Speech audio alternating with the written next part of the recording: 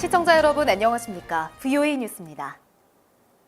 유럽을 순방 중인 문재인 대통령이 유럽 각국에 북한 비핵화를 촉진할 수 있다며 제재 해제 협조를 요청하고 있습니다. 유럽의 한반도 전문가들은 유럽도 한국 정부의 비핵화 노력을 지지하지만 제재 완화는 고려하지 않을 것이라고 분석했습니다. 박승혁 기자의 보도입니다. 한국 프랑스 정상회담에서 문재인 한국 대통령이 유엔 제재 완화를 통해 북한 비핵화를 더욱 촉진하자고 언급하자 에마뉘엘 마크롱 프랑스 대통령은 북한의 실질적인 비핵화까지 유엔 안보리 제재를 계속할 것이라고 밝혔습니다. 프랑스의 외교 전략 싱크탱크인 전략연구재단의 앙투안 봉다즈 연구위원은 비핵화는 과정이 아니라 최종 목표라면서 문 대통령의 인식은 유럽 국가의 인식과 다른 것 같다고 말했습니다. If it's only a process, or is it the end goal? So far, the French position is unless there is CVID, there is no reason to lift any sanctions. 또 대북 제재는 프랑스뿐 아니라 유럽연합 전체 회원국이 동의하는 사안이라고 강조했습니다. I don't see the EU lifting any sanctions. More broadly, there is a consensus within the EU that there is no reason right now to lift any sanctions. 유엔 안보리 상임이사국인 영국 역시 대북 제재 완화에 동조하지 않을 것이란 분석도 나옵니다. 북한의 핵 문제는 도널드 트럼프 대통령이 주도하는 미국의 이슈인 만큼 유럽 국가가 굳이 미국에 반대하며 북한을 도와줄 이유가 없다는 것입니다. Europeans, I think, are afraid of crossing the Trump administration before it's ready to move on. Working on sanctions relief without Washington being on board could be problematic. 유럽의 전문가들은 지금까지 북한이 취한 조치들은 불가역적인 것이 아니라며 현 시점에서 제재 완화 논의는 시기상조라는 데 동의했습니다. VOA 뉴스 박승혁입니다. 한국 정부가 남북 철도도로 연결 사업을 추진하면서 유엔 대북 제재에 저촉되지 않도록 미국과 협의 중이라고 밝혔습니다. 하지만 이 사업은 유엔 안보리 결의안의 위반이고 특히 북한 노동자들에 지급되는 돈은 문제가 크다는 지적이 나옵니다. 김칸희 기자입니다.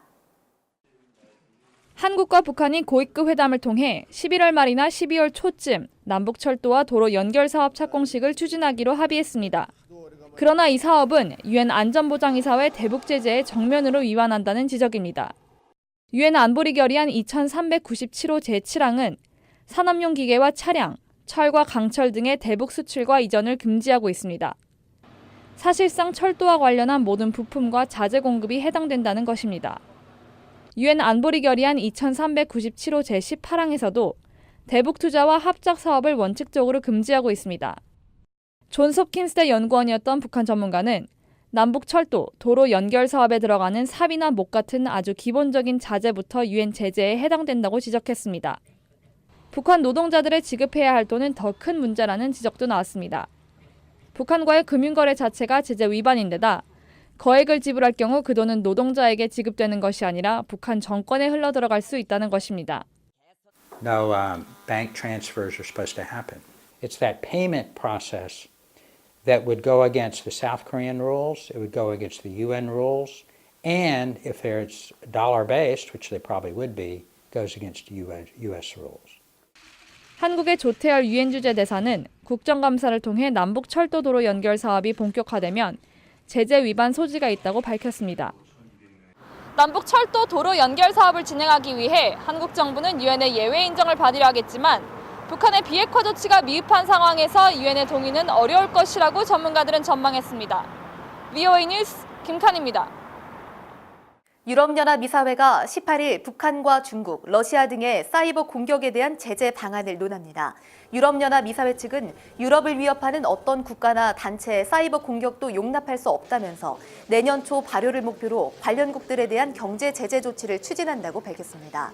또 18일에 개최되는 아셈 정상회의에서도 사이버 공격에 대응하기 위한 협력 강화 방안이 주요 의제가 될 것이라고 설명했습니다.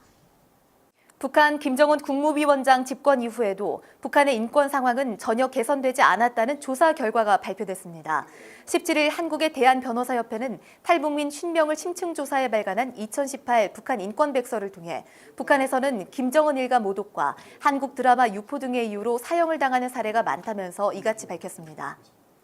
VOA 뉴스 마칩니다. 시청해주신 여러분 고맙습니다.